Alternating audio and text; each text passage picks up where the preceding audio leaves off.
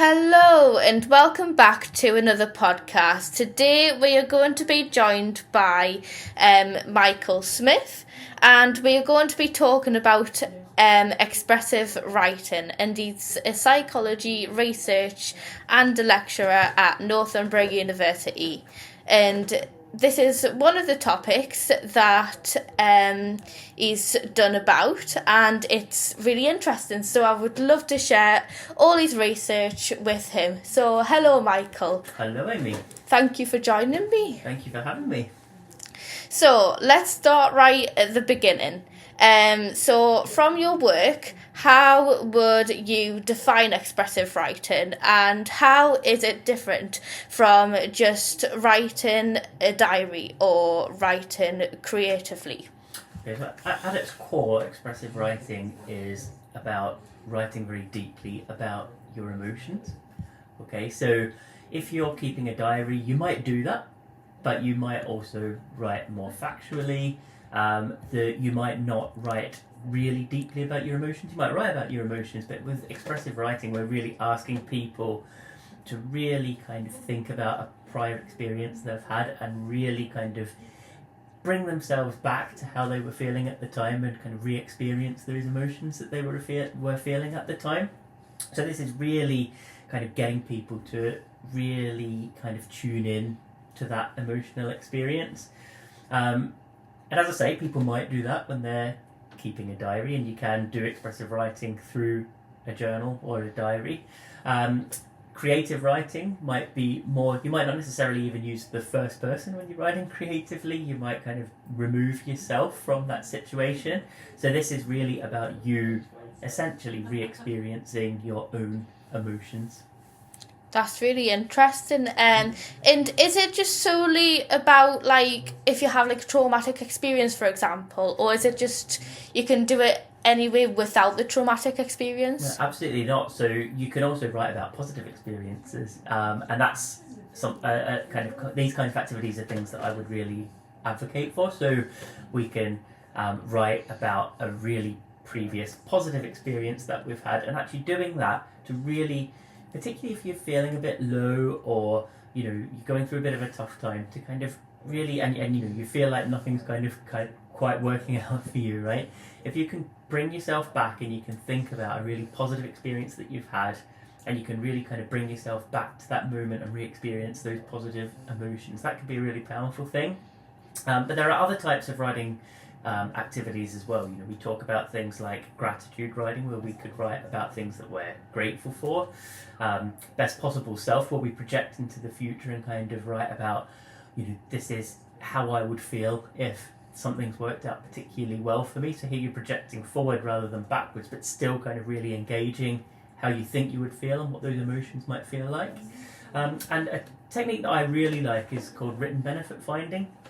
And this is where we do write about a negative experience that's happened, but we kind of write quite expressively about the kind of growth that we experience from that. So this might be that you've experienced something negative, but as a consequence of that, some really positive things have come from that, and that can be a really powerful thing to do, to really reframe that experience and think about the positive things that have come from it, than to just be writing solely about the negative emotions attached to that. So as you can see, there's a variety of different techniques, but the thing they all have in common is really kind of re-engaging those emotions, whether they're positive or negative.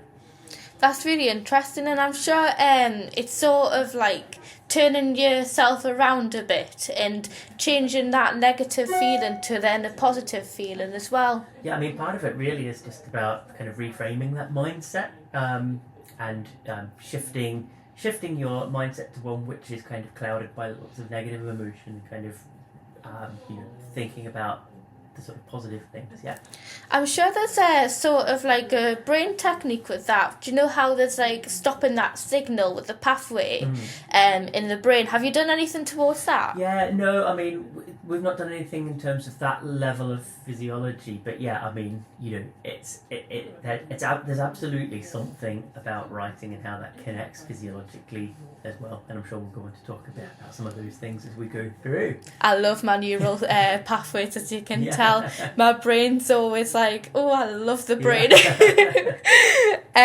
So you published a really big systematic review in the May of 2025, and that was called Positive Expressive Writing Interventions, Subjective Health and Wellbeing in Non-Clinical Populations.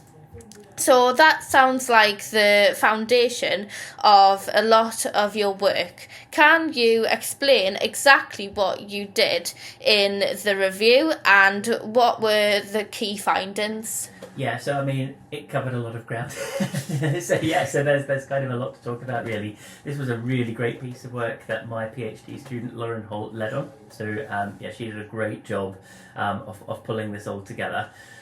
So in terms of sort of the key findings, there were a few things that we kind of really reflected on from having undertaken that systematic review. So the first thing was that we identified a range of different positive expressive writing activities, and I've mentioned some of them here.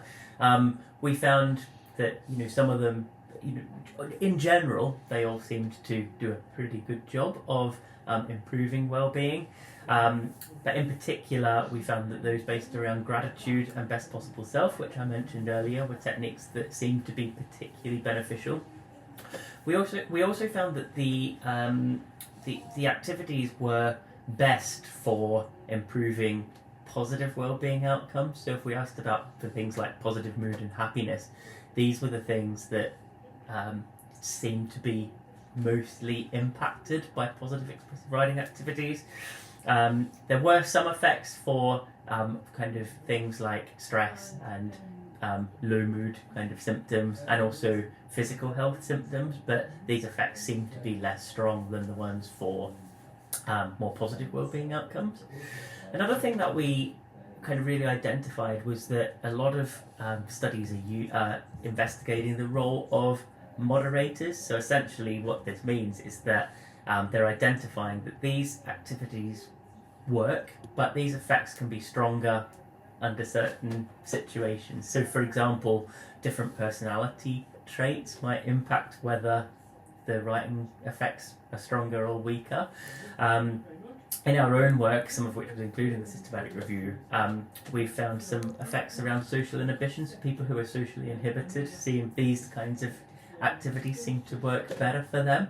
And we think that's because if people are socially inhibited, they're not engaging in lots of conversation about their emotions, and this might give them an avenue to do that, which is why we think that these activities might work particularly well for them.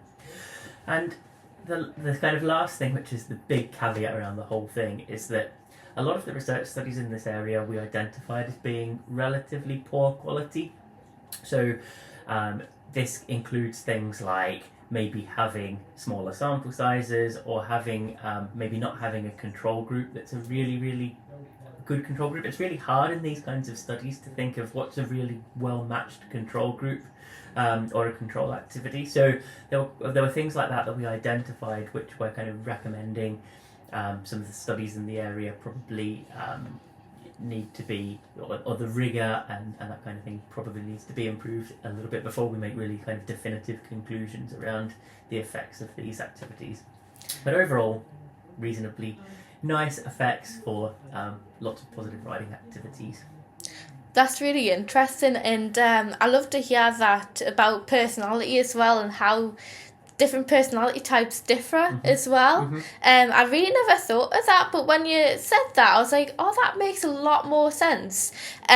So with the social inhibitory, is that what you said? Social inhibition, yeah. Yeah.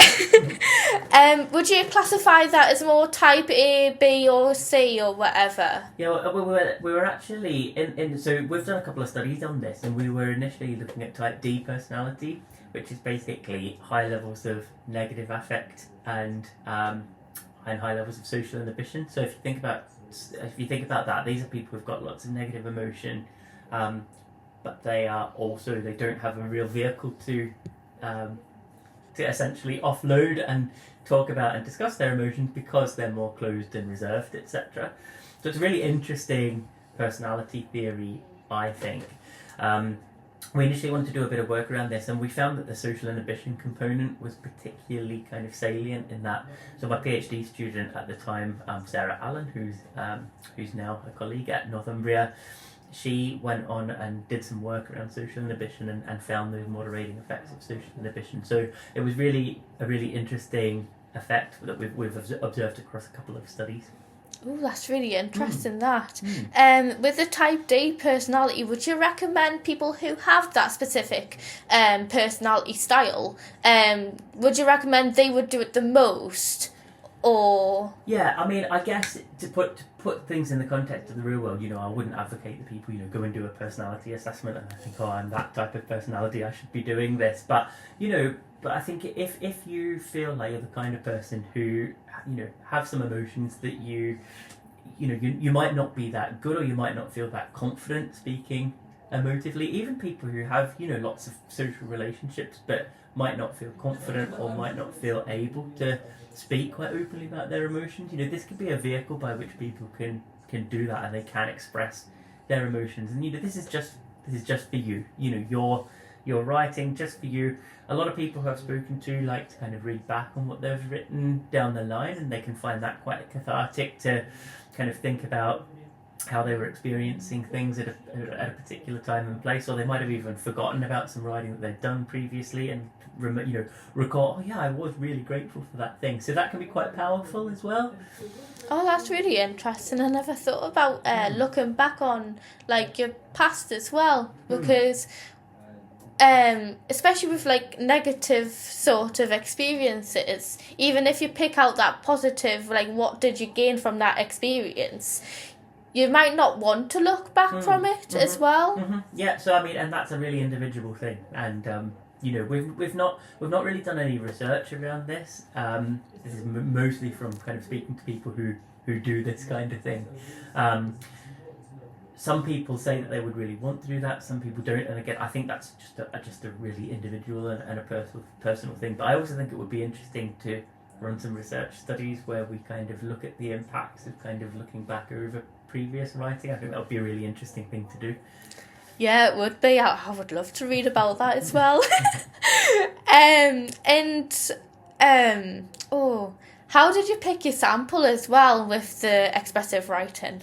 Yeah, I mean, we have typically, in most of our studies, not all, but and I'm sure we'll probably talk about some later that have used some different samples, but in most of our studies, we just use a general population sample. So these aren't necessarily people who I've identified as, having low levels of wellbeing or whatever. These are just kind of people who self-identify, respond to our adverts, and kind of want to take part in our research. Oh, that'd be great. That's more randomised as well. Yeah. Just done about research methods and stuff that you can tell. Yeah, I mean, I also think with this though, one thing that we do kind of see is that people who kind of tend to like the idea of writing will sign up. And I know we're going to talk about some other studies down the line where we've actually done some qualitative work where we've talked to people about writing, and we know that some people kind of say, oh, I'd never sign up for a study like that because I just don't like writing. So what we kind of miss in our samples then are people who, maybe this would work less well for them because they actually don't enjoy writing, and lots of people don't, right? So, I do think this is an intervention that's just it's not necessarily suitable for everybody, and we would never kind of say, oh, this is something that you should do, and we wouldn't necessarily advocate it as something that would work for everybody. It's not a magic potion that's going to help everyone, and we've seen that even in the systematic review and in some of our researches where we've looked at some of those moderating factors that might kind of dial up or dial down the effects. So I think that's just a really important thing to mention, that if you're not somebody who really likes writing, who would enjoy writing, you don't really want to put yourself through some activity that you're going to hate because you might feel like it might boost your well-being, because actually if you're not going to enjoy doing it, it probably isn't going to work that well for you. Yeah, definitely. And there's always like specific people that you can even have to sign up as well because level of interest, like you say, or something like that. Exactly. So yeah, that was really interesting, and thank you so much for explaining that. And I just want to talk about we've already spoke about the physical and psychological effects a bit, but we've got another study to talk about that it was a pilot study that you published in August 2024, and it was the moderating role of dietary quality and dietary fibre intake on the mood effects of positive expressive writing. So that's really interesting. And so how did that come about, and what did you discover? Yeah, so this was some work that I did with a previous student, Lucy, and Lucy was really interested in the gut-brain axis. So one of the things that a lot of people aren't really aware of is that our gut health and our brain health are actually really closely linked. Lucy was really interested in kind of exploring this, and it was initially, when she first came to me and said, I've got this idea, it felt like a bit of an off-the-wall idea, but I thought, let's have a look at this because I think this could be really interesting. So what Lucy kind of thought about was that, well, if people have poor gut health, then like any kind of intervention that's trying to target essentially their brain health or well-being might not be that effective, because you've got people who just aren't really in the kind of a good physical state to be like amenable to a psychological intervention, if that makes sense. And the more I thought about it, I thought, this is a really, really interesting idea. So I thought, well, let's do it. Let's go for it. There had been some studies as well that have shown that people who have poor gut health, they do less well on like interventions targeting cognitive performance. So I thought, let's just give this a go and see what happens. So what we did here was we measured. We didn't have the resources to actually measure gut health via biological samples. What we did do was measure fibre intake as a proxy for gut health, because we know that people with higher fibre intake tend to have better gut health. So we used kind of fibre intake as a proxy of that. And what we did indeed find was that the writing effects were greater for people who had a greater fibre intake than people who had a lower fibre intake, kind of confirming that idea that we had. So, as I say, it was a pilot study, it was a small sample. We would need to do a lot more work to kind of verify those effects, but nevertheless, I thought it was a really interesting first attempt at kind of exploring that kind of area. Yeah, it sounds really interesting, and I love anything to do with the gut brain and the brain itself. Mm-hmm. I'm so like neurological, biological sort of side of things, and it sounds really interesting, and I would love to read further papers about it, so I'm going to do that. So you've also been looking at the whole picture, and another study that you did was focused on the very specific group of facilitators and barriers to engaging in expressive writing among health and social care professionals. So this was published in August 2025 and October 2024. So why did you choose this group, and what did you learn about what helps or stops people from doing it?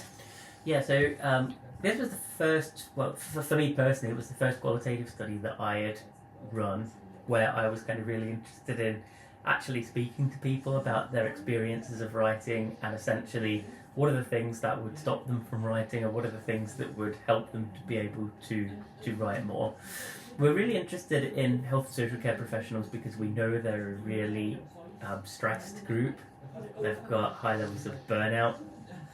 They tend to have quite stressful occupations. In some areas of social care in particular. They tend to work in difficult jobs with long hours and relatively low pay. So, this is a group of people that tend to be have reasonably high levels of job-related stress. And we thought these are people who we could really target, because this could be the kind of intervention that might just help them. We'd done some stuff before this with teachers, and shown that there were some benefits for things like anxiety in teachers. We were like, this is something that could work. But before we just kind of went into running the study, what we really wanted to do was kind of think, well, are these people actually able to engage with this kind of activity? And actually, from the qualitative interviews, one of the things that we really found was that time would be a real barrier. A lot of health and social care workers work shifts. So they're shift workers, they work long shifts. They don't necessarily have a lot of time, depending on their role. They don't have time within the working day where they could just kind of be like, oh, I could really benefit from doing a bit of writing now. So they don't tend to have that. They don't tend to have spaces in their workplaces where they could do that. And then when they kind of come away from work, a lot of them were kind of talking about how that's then their own time in their own space. They don't really necessarily want to be spending time reflecting on things that have happened at work. So it was kind of quite insightful, because we discovered lots about these things can be really difficult for people to embed into their lives. And how people might do that, we sort of saw some really mixed views. So some people kind of said, I'd need to form a habit where there was a particular time in the day or week where I would put aside to do writing. Other people kind of said, I just want to do it as and when I felt I need to do it. So it was really interesting to actually almost kind of hear people's experiences of how they would do this, because of course a lot of the research studies, it's just like, right, we want you to do this for X number of days, for X number of minutes at potentially this time. But we kind of wanted to really think about, well, how do people actually really engage with these activities in the real world? Because that's really important if we're thinking about how people might actually use these things, and how we can make the intervention, I guess, as easy as possible for people to integrate into their lives, but as beneficial for them as it could possibly be. That's really interesting. Thank you for sharing that as well. So do you think the people who are healthcare workers, do you think when they try to put their job aside, that's just it? Once they're home, and like basically they don't want to think about their work, because they want to just leave the workplace environment to the workplace environment, and the home life to the home life? Yeah, it was variable. So some people did say that. Others were more open to it, but some people did say that. We also had some people who were like, look, I go home and I've got 3 kids, and I've got to help them with their homework, and I've got to pack their lunches, and I've got, all of these things. So it was like, it wasn't necessarily the case that people go to work and they're really busy and stressed, and they come home and it's like some kind of oasis. People were saying, well, actually, like, home is like just as stressful as work, So it was really interesting, and again, like, there was no real consensus about this is the way it should be done. And that's why I think it's really important that we're careful not to kind of say, well, this is how you should do this. I mean, I think people just really need to find a way that works for them, and whether that's more regular writing, whether that's less regular writing, whether that's doing it habitually or doing it when you need to, whether that's always using the same technique or varying it depending on your mood or how you're feeling, or what you feel like you need to be doing that piece of writing for. And this is something that I'm thinking about more and more, is that, I don't think we can create a template of this is how it should be done. It's really variable and really dependent on the individual. I think this is why the studies in this area can be really difficult, because what works for one person might work less well for another.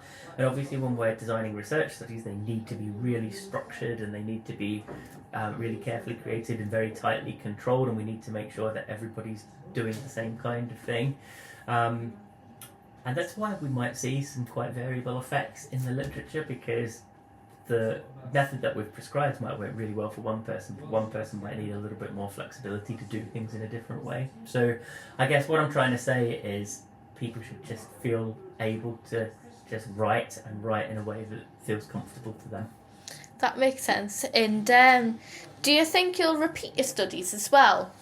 Yeah, I mean, we've done a little bit of like replication work with a few of the techniques, and I think that's really important to do. It's also important not just for us to replicate our studies, but for other people to try and replicate our effects, and for us to try and replicate other people's effects.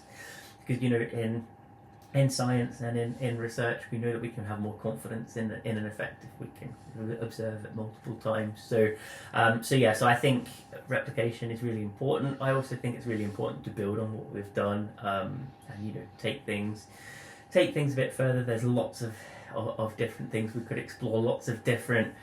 I've talked about different moderating factors like personality. There's a lot of things that could be investigated. I mean, we had that little stab by looking at fibre intake. You know, that there are lots of things that might impact this that probably warrant further investigation. There's probably a lot more outcomes. I don't think we know a lot about how long these effects persist for. So we know that the effects, you know, if we measure things like well-being immediately after people have written, typically it will be improved. We know that there are some studies that have looked at, effects on well-being when it's measured slightly after the writing, and there's been some sort of variable effects around that, including in our own studies. Sometimes we find that these effects persist for sort of weeks after someone's engaged with a few days of expressive writing. But how long do these things last for? I'm interested in, you know, how often do people need to kind of top up their dose of writing to kind of maintain those positive effects? So, you know, there's loads that still need to be explored in this area, I think. That's really interesting. And when you say the top of the dose of their expressive writing, it's also like really interesting to hear from that point of view as well.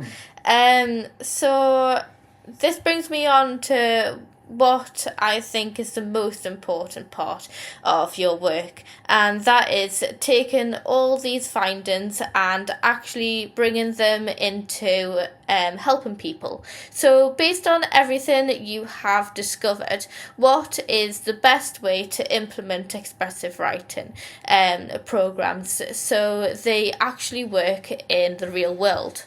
Yeah, I mean, I think I'm just going to kind of repeat what I've just been sort of saying. I feel like it's going to be repetitive. I think so. I mean, I think it's really just, you know, people should do what works for them. And, you know, if writing doesn't work for you, it's, you know, like I said, it's not a magic potion. There are loads of, you know, try yoga, go for a run, go for a dip in the sea, read a book. You know, there are loads of things that people do to boost their well-being. This isn't meant to be like, you know, the thing that people might do. People might do this in combination with a range of other different things. So I think it's just about finding an approach that works for you. Some people do say that they like to be habitual with it, and they like to kind of set a time where they do this kind of thing because they know then that they will do it. Particularly people who kind of do this in terms of kind of more of a journaling format, where they keep a journal and they like to put some time aside for journaling. You know, other people it might just be, you know, you need to use this as and when you do. So yeah, I think I'm just really repeating the idea that people just have to find a way that this works for them, and if it doesn't work for them, try something else. Yeah, definitely. And there's like loads of things on social media now about like affirmations as well, like, oh, I am wonderful and stuff like that. And it really helps to say this, especially in the morning as well. There's loads of studies about that too. And also even high-fiving yourself in the mirror as well. There's loads of wacky studies that you can find. And there's loads of, honestly, it's so interesting. And things that you like think, now, why even research that? But once you go into researching, like high-five in the mirror, for example, you see why you can high-five in the mirror and say well done to yourself. It's like patting yourself on the back. Like, that's been taught ever since you're about 5 years old to pat yourself on the back. Yeah. And, like, even like the gold stars when you're little and stuff like that, it all brings that positive attitude and mindset up. Yeah. And with like dipping in the sea, like you said, my mind just went, oh, this North Sea. Yeah, couldn't. Maybe somewhere hot. And that's exactly right. You know, maybe someone who really likes writing, it's like, no, I'm not dipping in the North Sea. I'm not doing that. You know, so like, and this is the point I'm trying to make, that, you know, different things work for different people. This is why I think the effects underpinning a lot of these things are quite small, because of individual differences involved in people for various reasons, either not liking something, not being able to do something, not wanting to do something. But yeah, I think that's the really key thing, just to kind of find your way, basically. Yeah, definitely. And what works for you might not work for somebody else too. I mean, and you know, and the evidence is important. You know, it is, you know, as a professional working in the kind of psychological sphere, you know, I wouldn't advocate something that doesn't have an evidence base behind it, you know, so I wouldn't just kind of pluck something out and go, oh, this is a good idea. You know, I think it's important that it's got that evidence base, but I also think within that, people should do what feels right for them as well, and not just basically blindly go into something and think, I need to be doing this because there's strong effects that this thing works. You know, if it doesn't work for them, it doesn't work for them. Yeah, and if you don't like something, why do it? That's the thing. It's like I'm constantly talking about the 5-4-3-2-1 method in psychology, and the stress bucket analogy. I love my analogies, and that's where I'm spreading so much mental health sort of techniques that you can do, because what might not work for somebody else might work for you, and vice versa. So it's really interesting with individual differences. I mean, the stress bucket is a really great one, because I think it's really visual and people can really kind of tune into, you know, people have had that feeling where they just feel like their bucket's overflowing and they feel like the holes in their bucket are getting bigger. You know, that's something that I think people do feel, and it's a really nice one to kind of help to kind of just give a really strong, solid example of how that's kind of happening and how that might be affecting people. I love the stress bucket analogy. It's really it helps you like understand as well. And so some people who ask like, what is actually psychology? I'm just like, right, stress bucket analogy, just talk about that, because that's probably one of the most understanding thing is everyone's experienced stress, and it's what you can relate to yourself. So instead of going on about neural pathways, sometimes I talk about the stress bucket analogy. So if someone is listening to this and wanted to try expressive writing themselves, based on your research, what is the best way to start? Yeah, I mean, I sound like a broken record here, but I think just finding a way that works for you. Yeah, that's absolutely it. You know, you don't want it to feel like a burden, so you know, you don't want to feel like a chore. So it has to be something that works for you, that you can fit into your routine, and just, you know, try out some different techniques. There's a lot of different techniques out there. One technique might not work, so you know, you might try writing a gratitude letter, for example, which is one of the things we talked about before, and you might think, oh, this just feels like a waste of time, this doesn't work for me. But then you might try written benefit finding and think, oh, actually, this is really useful to, you know, think about the growth that I've experienced from this, you know, adverse event. So you know, I would just say to find your way, basically, and see what works for you.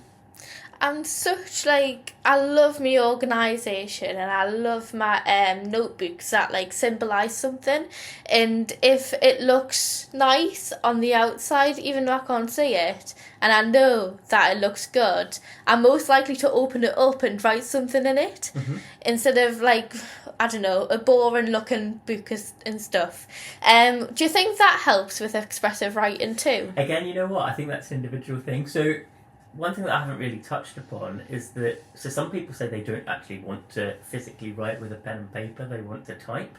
There was some research kind of early in expressive writing kind of research, so, you know, we're going back like, you know, kind of decades now, that kind of suggested that, you know, the actual act of writing with a pen was the thing that was beneficial, and that typing wouldn't necessarily work. The thing is, I think times have changed and we're so used to typing now, and some people will kind of say, well, I never write with a pen, so like it would feel really unnatural and weird, so I'd much prefer to type. And we've done a bit of research that seems to suggest that there's no difference between typing and physically writing with a pen, so I think it can be okay to use whichever format people prefer, and this could even be typing on a phone, perhaps. It doesn't even necessarily need to be typing on a keyboard.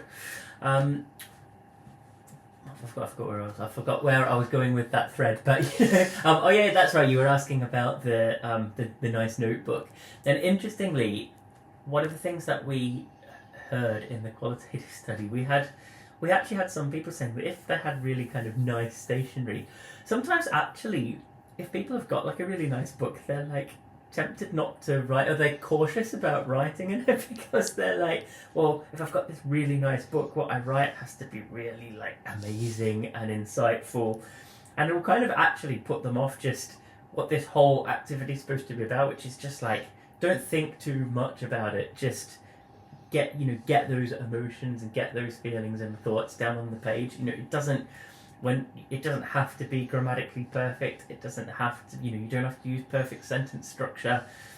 It's just supposed to be kind of free flow writing. So actually having that really nice notebook and stationery could actually be a barrier for some people, and some people actually told us that. Whereas other people said, oh, actually, if I had some really nice, a nice notebook and a really nice pen that felt really good on the page, that would be something that would really kind of motivate me and prompt me to write. So again, broken record again, but whatever works for you, I think. Yeah, it's really interesting to hear on individuals' perspective on things, and personally, if I'm writing about my own experiences and stuff, I like physically writing with my like hand and stuff like that. I'm still like in the sort of era where I moved from like physically writing books in school to then typing, and I'm still going back to my school years where I'm used to writing sometimes, and sometimes writing helps to get your thoughts down, I think, personally, but yeah, whatever works for you might not work for someone else, like you say. Yeah, and I mean, I should also say that, some people also said, so some people said, oh, I'm not used to writing, so I wouldn't want to do it. Some people actually said, because I type so much at work or in my job or whatever, actually then the physical act of writing would make it feel quite different and special. So, again, even some people are using the same argument to support a different case for taking different approaches to doing this. So yeah, I think it really is, again, all up to the individual. Yeah, that makes so much sense, and writing at work and stuff like that with typing, it brings that back to like when you used to be able to write physically as well. Yeah. I just like the idea of that. Yeah, definitely. Yeah. Do you have anything else to add? I don't think so. I think we've covered a lot of ground, haven't we? And it's been a real pleasure to talk to you. You too, and thank you so much for joining this as well. It's been great to have you on, and I've been really looking forward to it. So thank you so much for joining this episode, and I hope that you enjoyed it. And to everyone listening, I hope that you found this episode useful. And if you have any questions, please leave it in the comment section on either my announcement or my podcast itself. And if you want it more private, you can direct message me over on Instagram or email me at helpvision216@gmail.com. Thank you all for listening, and I'll see you all later. Bye!